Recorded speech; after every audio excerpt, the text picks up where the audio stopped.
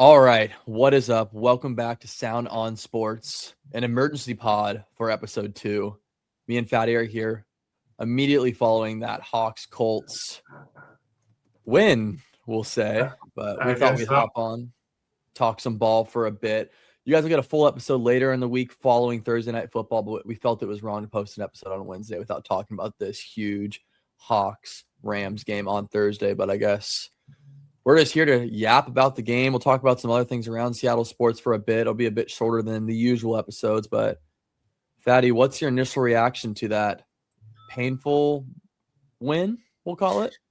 Yeah, well, first off, I just want to say thank you to everyone who tuned into our first episode. This is like episode 1.5, but really appreciate all the support. I think we hit about 100 views our first week. We got up to 20 subscribers, so that's super cool. I think getting a podcast off its feet is typically the hardest part of it, so appreciate that. But yeah, I guess jumping right in to just instant reactions about the Seahawks gutsy 18-16 win against the Indianapolis Colts. The storylines coming into this game were, Seattle kicked the shit out of Atlanta last week on the road. It was a great win, but it was a slow start. If you remember, it was 6-6 at halftime. This game followed suit, but I think a large portion of the attention was off us and more on the Colts, more specifically what they were doing at quarterback, deciding to give Philip Rivers a call and get him out of retirement for the first time in 4 or 5 years. So I think a lot of attention was on them, and I honestly think the Colts flew under the radar for the Seahawks, and I think obviously, and we'll talk about this to end this episode, but a lot of focus is on that Thursday night home matchup against the Rams. This game was ugly.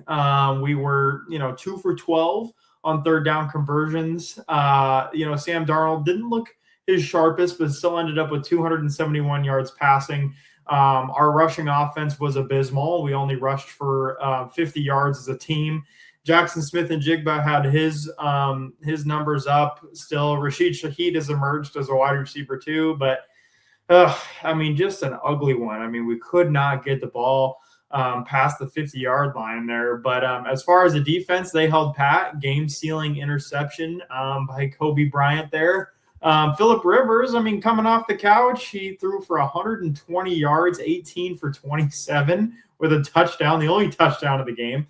Jonathan Taylor carried the ball 25 times for 87 yards. So we are now going on a full season with the Seahawks not allowing a rusher to rush over 100 yards. So that's the Mike McDonald effect.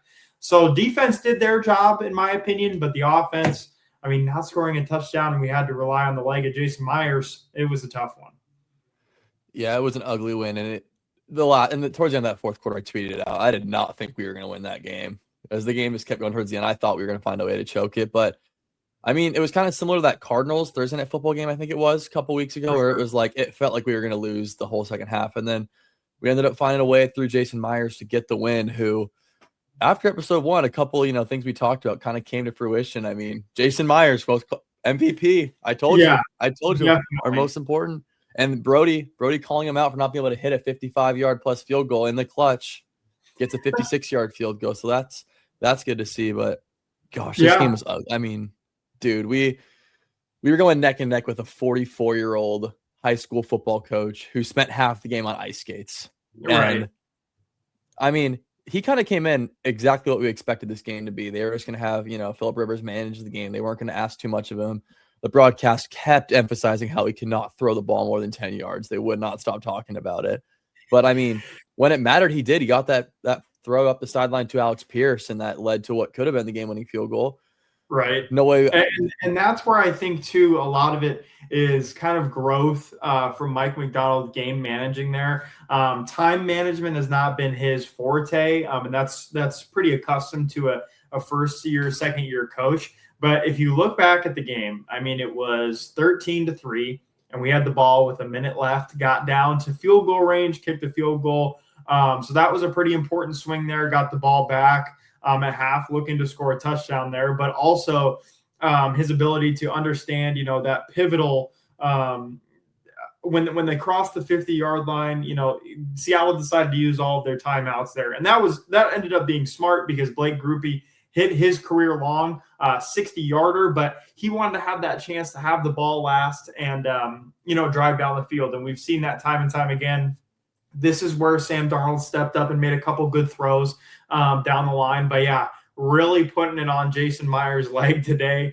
And the Seahawks improved to 11-3. And the crazy ironic part about it is they could be 13-1 right now because Jason Myers' 2 missed field goals made a difference in the San Francisco 49ers game in week 1 and the first time we went toe-to-toe with the Rams. So it is nuts. I mean, I think the defense did great. I thought they mixed in their design pressures.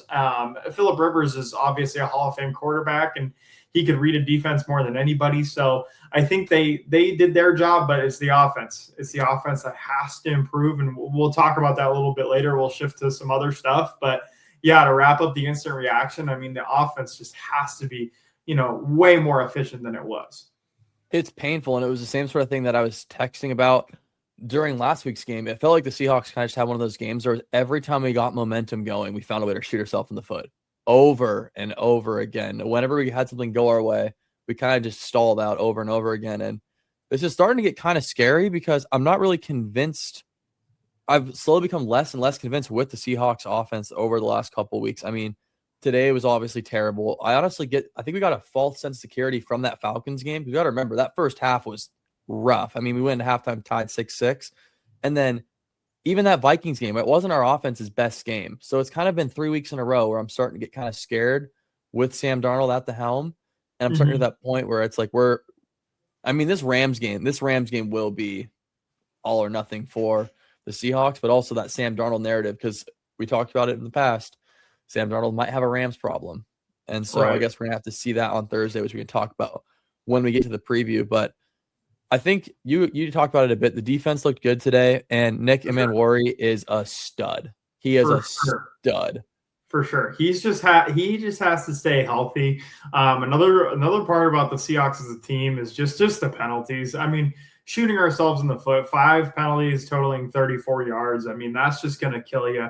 I also felt like the special teams unit for Indianapolis, they punted a lot too. So we started a lot of our possessions within our own 10-yard line. So it is a little tricky to kind of get out there. But, time of possession was pretty much 50-50. They had it 31 minutes. We had it 28 minutes. And, we just have to be able to convert on third down. And it's a little bit of a personnel problem, i.e. Sam Darnold and the offensive line.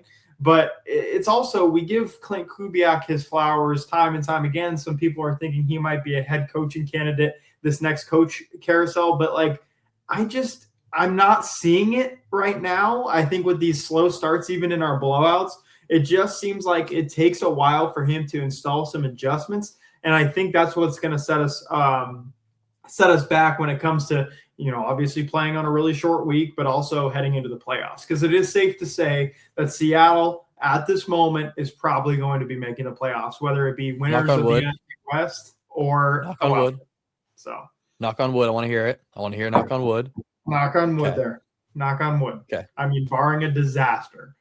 But, yep. So, sweet. All right. Well, let's shift off the ice and over to Climate Pledge Arena. Kraken have still not been able to necessarily put it together. They had a nice overtime win against the Kings, but they're still sliding.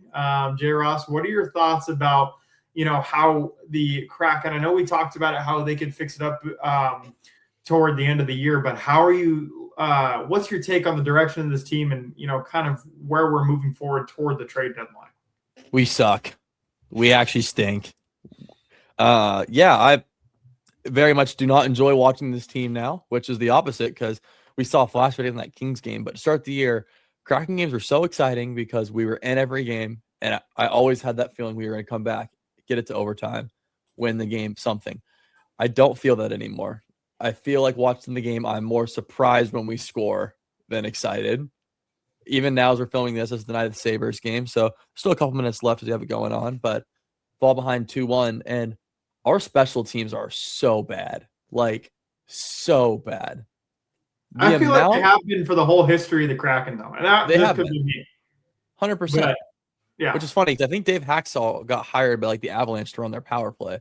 But I might be making that up. But anyway, the amount of breakaways you've been giving up while we're on the penalty kill is pathetic. Like, there is no reason why you're getting caught in a fast break on a penalty kill. On the power play, the only game where we've had like consistent results with the extra man was that Kings game. And it was just because the referees gave us a power play every 6 minutes. It felt like that whole game, maybe even less. So I don't really take anything from that game too much. It was kind of just crazy special team off where we had so many chances. It would have been even more pathetic if we didn't manage to score. But outside that, they talked about it. That Kings game on national TV was just a stab in my heart over and over again because it was just a 3-hour broadcast of insult stat after insult stat after insult stat. And Right. every flaw with this team ever felt like it was rubbed in my face 30 times. But they talked about we don't have a guy. We don't have that big point getter. We don't have that guy who's just we can rely on in the big moments. And even like late in game situations, those guys are going to put out on the ice. I don't really see other fan bases being overly scared. Like, yes, we have a guy like Matty Beniers, who we love Matty Beniers, but he, as of right now, is not a superstar in this league. We don't really have that guy. We have those fringe guys like a Brandon Montour, who I love.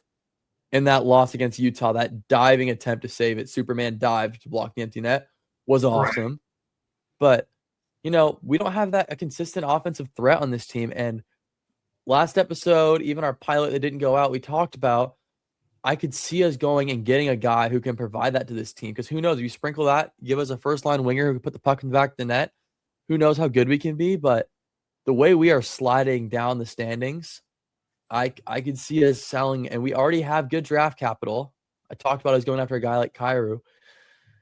If we already have the draft capital, I'm starting to wonder if we're going to approach, burning it down this year, getting what we can in terms of assets. We're already the third youngest team in the league.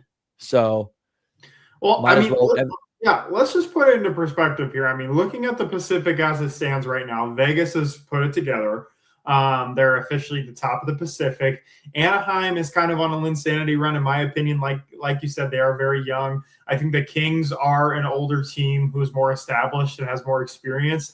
Edmonton is obviously putting it together as well as of late. San Jose has been one of the more exciting rebuilds in the NHL. I don't think they get enough credit because they do have some high-end youth talent. But so Seattle falls just behind them for, they're behind San Jose 5 points.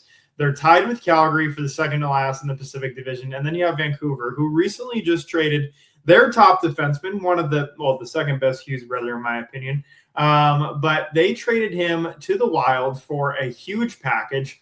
And I don't necessarily think the Kraken have someone like that to garner that type of prospect return, but I have seen rumors about potentially selling off Eberle, potentially selling off McCann. And for me, as a fan who, is getting into hockey when Seattle started, albeit I'm not a hockey pro, but I'm thinking, yes, Seattle lacks the star power, but at the same time, they have these pieces to garner more compensation, more youth sustainability. And then guess what? I mean, we're almost out of Grubauer's contract. If we could trade him tomorrow, I think I would, honestly, because I like what I see in Joey Decord. I like what I see in Murray. So I would trade him, but I don't think he'll get a market. But just having those contracts off the books, you're only paying Montour for long term. So you're able to add another big contract. That's just what I'm thinking. Yeah, and I think that makes sense. I don't think anyone in their right mind would trade for Grubauer on that 5.9 mil contract, but we'll see. We'll get off that soon. And then, outside that, we do have a couple bigger contracts. But they're, like you said, those are all names that, you don't want to get rid of a Vince Dunn. He's one of those studs we've had since the beginning. I'm on tour. These sort of names are the higher AAVs. No one else really want to move on from. Like Chandler Stevenson, we're not going to move off. Well, what about Eberle and McCann? Eberle and McCann, what do you think about them? The one thing that would annoy me about trading Eberle is this would be the second time the Kraken have named a captain and then immediately traded him. Yeah. When we started the team, we named Giordano captain and then immediately traded him. Giordano, I think, was captain because we were forced to name a captain. And I don't think – he was old as fuck. Yeah, 100%. But it's sort of that thing where, I don't know, I feel like the best teams in the NHL, all the bona fide, these are our studs. When the Lightning went on their run, they had Stamkos. The Avalanche, they have Landeskog, who's a behind-the-door leader, but they also have McKinnon. They have those studs who they get the letter on their jersey because they're the ones that are going to pull the weight, right? And They're I the guy think that everyone can go to. right now, you pull the captain's patch off of Eberle. I think you put it on Montori's. Easily, I think the easiest guy to market around in this kind of reloading, not necessarily rebuilding, but reloading period, because you got Matty Beniers. Let's see what he's got to, embrace that, increased ice time. Shane Wright is now getting a full year of development. So it's just like, I don't know, man. Like, I don't know what use, Eberle and McCann have on our team that's going to, if we can get some value out of them on their way out, I'm all for it. They're not playing anyway. At least in McCann's, It'll be interesting because it's going to end up being similar to what we had with Yanni Gourde last year, where it was he couldn't stay healthy, and I wonder how much that affected the trade package. And in his case, we had to group him with Bjorkstrand to get a good deal for him, which who knows, maybe we send a guy like Eberle and McCann together, someone, and get a package out of that. I wouldn't be opposed to that. Yeah. But we have till March to figure these things out. Who knows? Right. The Kraken, we saw it last year. We've seen it multiple times actually throughout our history.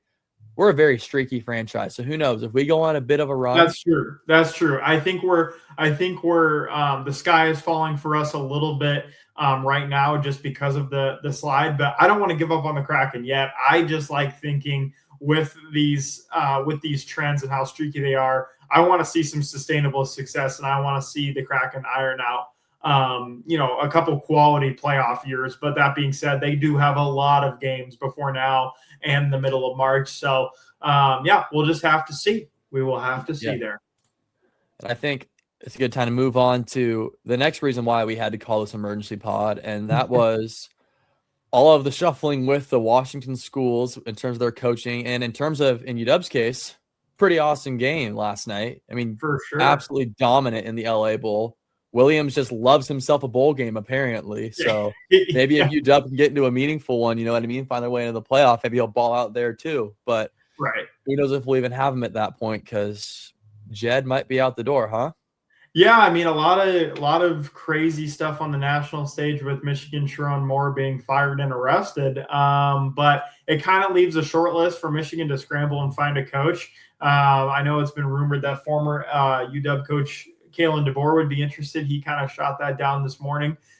Jed Fish, for me, he's a great players coach. He's an amazing recruiter in college. I think the college ranks are perfect for him. I know he's had some mixed coaching careers in the pros as well. So he is a great college coach, not a good play caller. And I think that's where the Huskies kind of fell apart here. But their losses, right? They lost to Ohio State. They lost to Michigan. They lost to Oregon. Losing on the road to Wisconsin does suck, but it is hard to go to a school like Wisconsin and win on the road. It's never an easy year. It's also hard to lose to a team whose leading passer was their punter, but we can ignore that. I don't know. I don't know why I'm gassing up the Huskies right now, but it does show a lot that seniors Denzel Boston and Jonah Coleman were able to, say, hey, listen, I'm going to play one more game for you guys. And that was the difference maker. Damon played awesome, but he's got to have someone to throw it to and someone to hand the ball off to. I think Boise has a lot of turmoil on their in their roster, i.e. the transfer portal, and just kind of hung over from their playoff year. So I don't think they were in their best form. I think Washington could have won with their second stringers. But yeah, the absolute dominant showing. As far as Jed Fish leaving, it is an attractive job. He's probably on the short list, top 5, top 3 coaching candidates there. It would leave the Huskies in a terrible timing as far as getting a coach. But like we talked about in the pilot, or maybe our first episode, the Huskies job is a good job. It's just a tough one. Your back's against the wall in the Big Ten, so that will be interesting. On the other side of the farm, the Cougars have finalized a deal to name Kirby Moore their 36th head coach. Originally an offensive coordinator at the University of Missouri. He was an offensive coordinator at Fresno State as well. Younger brother of Saints head coach Kellen Moore, both local guys. It seems like at the surface level, a pretty decent hire. As an alumni, I'm excited about it. I think the local ties will hopefully add a little bit more retention to it, but I'm very excited to see his presser on Tuesday. We'll probably talk a little bit about it on our episode on Thursday, but yeah, super hyped for that hire as well.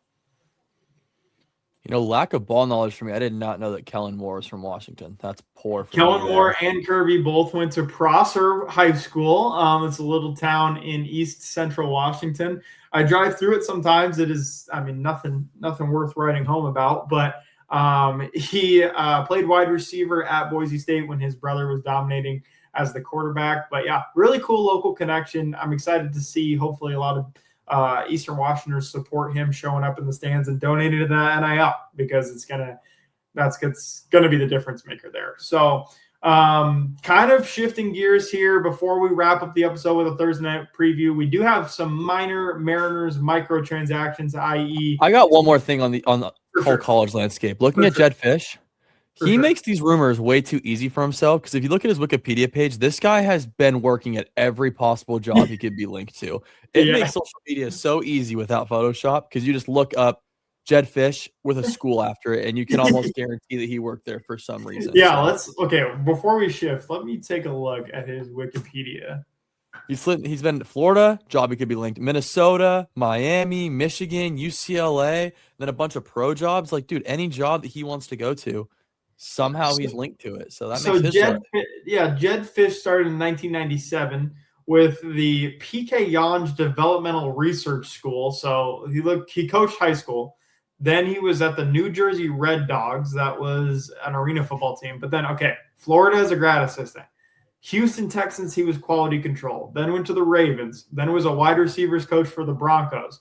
Then was a QB offensive coordinator at Minnesota. Then worked for the Seahawks under Pete Carroll in 2010.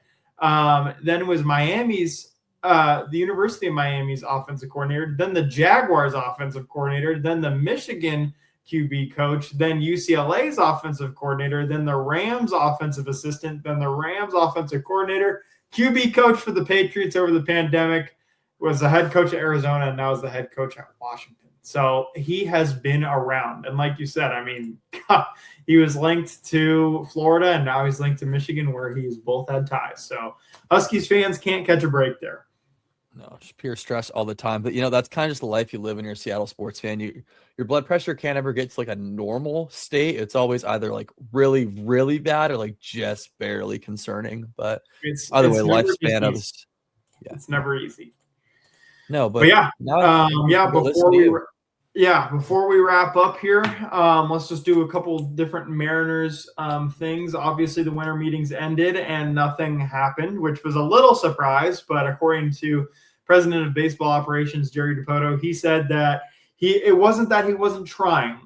He checked off the two boxes, getting Naylor re-signed and getting Jose Ferrer, but he was on the phone constantly. It seems like the free agent market is kind of slowing down over Christmas. I think free agents typically take a break, and they kind of pick it up in the new year. I will add all the Japanese free agents, though, do need to sign before the end of the year. So we will see them signed with teams or just going back to Japan.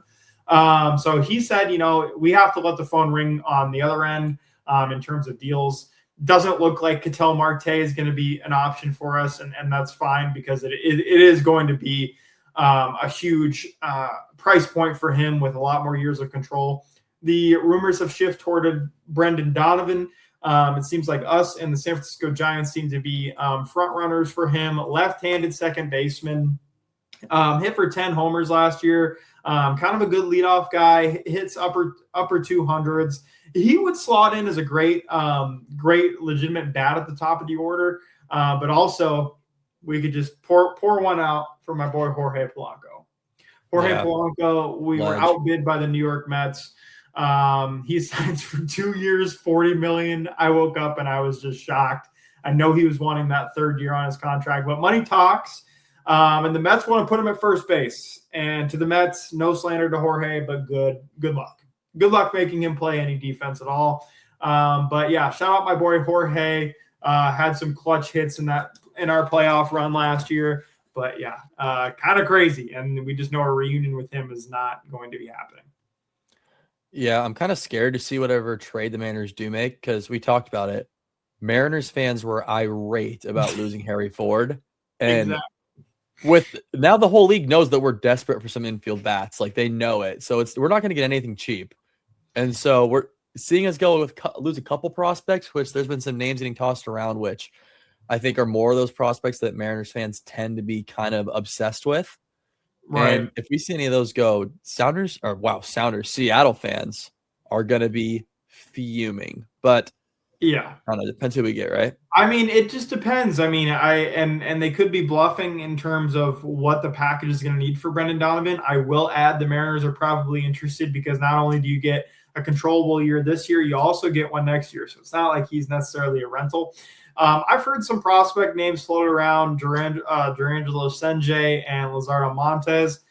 I would not trade Lazardo Montes for Brandon Donovan. I'm going to say that. I will crash out if we do that. Senje, I wasn't that hyped about him in the draft. Trey Yasevich went a couple picks later, and that's who I thought the Mariners were going to pick. And I mean, he's a great, awesome prospect. I'm not dogging him. I think if we keep him, I'm excited. I think he's more of a reliever. I don't know how you could keep up pitching with both hands as a starter. But that would be so badass to have in the back end of the bullpen a righty lefty guy. That'd be nuts. But yeah, I mean, I would like Brendan Donovan. I don't want to rule out Brandon Lau. I think that might be a cheaper one that the Mariners could go get. But I'm also a huge fan of just kind of running it back and seeing Cole Young and Ben Williamson, i.e. Cole Emerson, for a little bit, because it's not like we can't supplement that at the trade deadline. But man, these Japanese free agents, man, Munetaka Murakami and Kazuma Okamoto, man, they could be huge, high risk but high reward guys. And I just want the Mariners to throw their hat in the ring with one of them because it's just big power, could be a DH. And it's just like, why not? I know they're looking for longer term deals, and that might be something the Mariners are reluctant to do, but I don't know what their market is. They have to sign by Christmas Eve, and I haven't heard one damn thing about it. So we will be shocked for that. Yeah, it'll be interesting to see what the Mariners decide on. Because, I mean, me personally, why not make some win now moves, right? Like, finally, we have this Mariners fan base, like, back excited about the Mariners. Yeah. Like, we've been excited, but, like, we're excited. Like, that playoff run, all you could talk about when you're around town was that Mariners run. That's all I heard about when I was at work. And it's like, dude, Seattle fans deserve it. Like, who cares? You can at least say you tried. Like, let's push everything out on the table. Let's go for it. And and then one more thing. I mean, because I don't think we'll talk about the Mariners that much, barring a move in our next episode. But ownership basically gave them a salary cap, which is kind of like you roll your eyes, but you kind of know what you're going to get. You're not going to have a lot of expectations. We have $16 million left to spend projected per year. Well, we're not bringing back Mitch Garver. We just signed Andrew Kitzner, or we haven't yet, but we're in talks. He's going to be a backup catcher. So there you go, Mariners fans. You got your fucking backup catcher that you so desperately needed. Cal Raleigh. Yeah. Bless Cal Raleigh. He's actually going to play every single inning this year. Andrew Kitzner is going to catch 40 games. He's going to be batting 8th in your lineup, and you're just going to shut up about it. And that's fine. So we spend pennies on him. We're not bringing back Polanco. So that opens up, for me, that opens up a lot more money to say, hey, why don't we bid a little bit on Okamoto or Murakami? I think Okamoto is going to be a lot cheaper. But I also heard that Alex Bregman approached us and said that he wants to be on our team. And I'm just like, absolutely not. I don't care. I would hate that. It's just a terrible culture fit for us. He's a great third baseman defensively and a great bat still. But no, I mean, he screwed himself with that deal that he signed. So no, I am not interested in Bregman at all. But yeah, very, very interesting. But the Mariners have money to spend. They're going to spend it, and it's just a matter of where the dominoes fall there. But all right, to wrap up our short episode, we wanted to kind of preview Thursday Night Football. It's such a big matchup with the Rams coming up. It is do or die. I know, J. Ross, you were saying it. I talked to Brody on the phone earlier, and he was like, you know what? It's over if we don't win on Thursday. So I don't know. Whoa. But yeah, what are your thoughts, J. Ross? I'm scared. I don't know. for being 11-3 and on the run we're on, if you look purely off of the win and loss column and off the scores, you'd think I'd be in a much more confident spot, but I'm just not. The Seahawks this last couple of weeks, for how dominant we've been on the scoreboard outside today, have really not filled me with confidence. And with the history of Sam Darnold against the Rams, I'm honestly pretty scared. And I got kind of excited because the Rams went off to a cold start today against the Lions, but then came marching back and proved why a lot of people are saying they are the best team in the NFL. So I really do think the winner of Thursday, I think, is the team to beat in the NFC and maybe even in the NFL, because we've talked about it a lot, but I think this league is just full of frauds right now. And this is just going to be a battle of who's less fraudulent than the other.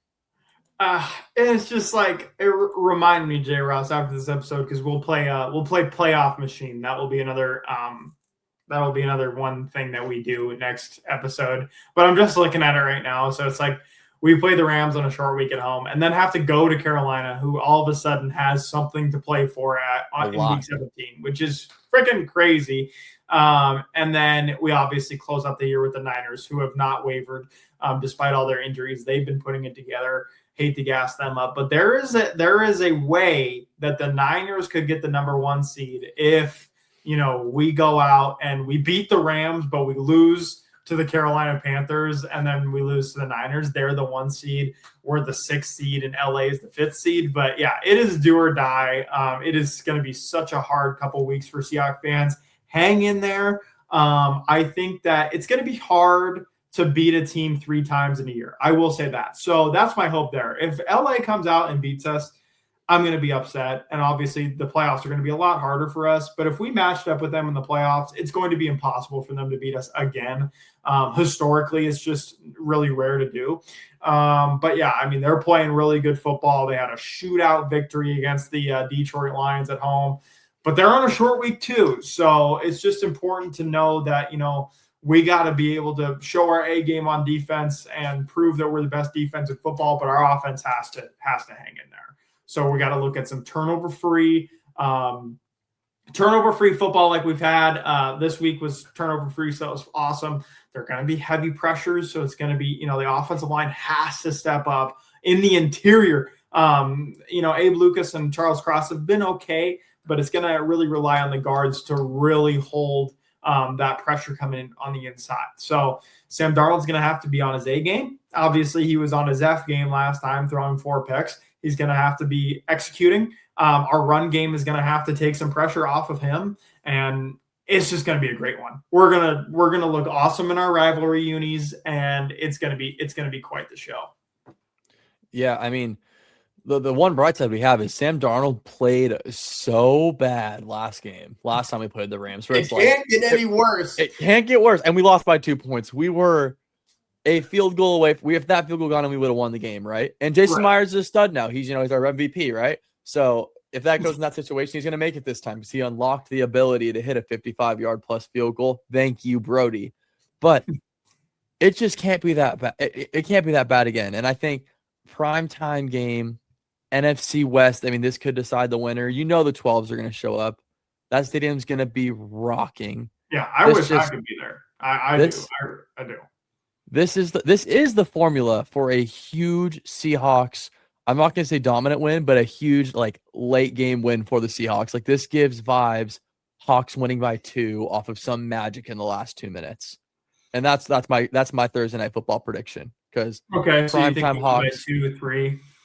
Yeah, I'm gonna say you give your prediction. I'll see what the line's at right now, and I'll tell you what I'm thinking on it. Yeah, the line's probably LA minus 14. I think this game is going to be a shootout. I think that Seattle is going to waver a little bit on defense, and the offense will step up. I'm going to go ahead and say that we will win. I think the Seahawks will win. I'm going to just speak that into existence. I think they win 28-24. So I like it. So I will say this. I do not gamble, kids. Gambling is not good.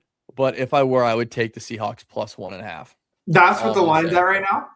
1.5. So I'm going to take Hawks plus 1.5. It's going to be a gritty game. What's the over-under? Does it say? Over-under right now is 45.5. Oh, yeah. Slamming that over. slamming. Got a gambling problem, call 1-800-GAMBLER. But yeah, oh my God, slam that fucking over. Holy shit. So yeah, that's crazy. Oh boy. Well, we'll have some more time to digest it. And obviously our next episode will be a reaction. So it's either going to be crying in the club or a club dub. So yeah. I mean, J. Ross, you want to leave us with anything? I know we didn't mention Sounders, but it seems like nothing has really happened. So Paul Rothrock, we will miss you, but that'll all be in the next episode or in the coming weeks. But guys, don't forget, you see it going across the bottom of the stream.